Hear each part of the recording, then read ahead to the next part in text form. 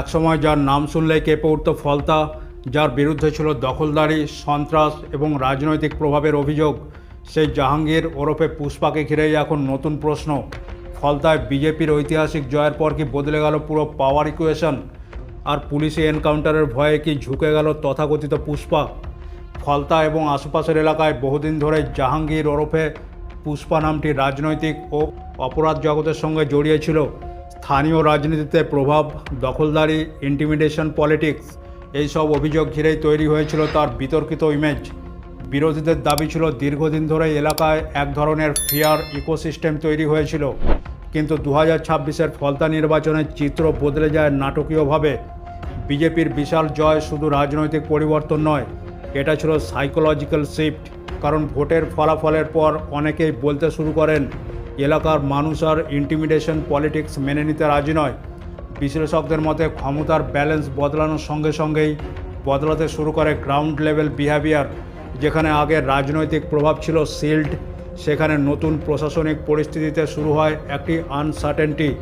এখন social media এবং রাজনৈতিক মহলে সবচেয়ে বেশি যে আলোচিত বিষয় সেটি হলো তোলামূলের এই ভাড়া করা দালাল জিহাদি জাহাঙ্গীরের বিরুদ্ধে পুলিশ অ্যাকশনের সম্ভাবনা কতটুকু। কারণ নতুন বিজেপি সরকার ল অ্যান্ড অর্ডার নিয়ে অ্যাগ্রেসিভ স্ট্যান্ড নেওয়ার বার্তা দিয়েছে।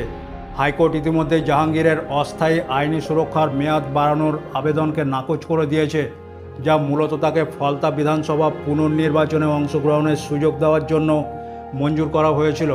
কিন্তু পুলিশি এনকাউন্টার বা গ্রেপ্তার হওয়ার ভয়ে সে হঠাৎ করে নিজের নামকে প্রত্যাহার করে নেওয়ার পর একটি বড় প্রশ্ন উঠে এসেছে। সেটি হলো এই জঙ্গি জাহাঙ্গীরের মেয়াদ কতদিন?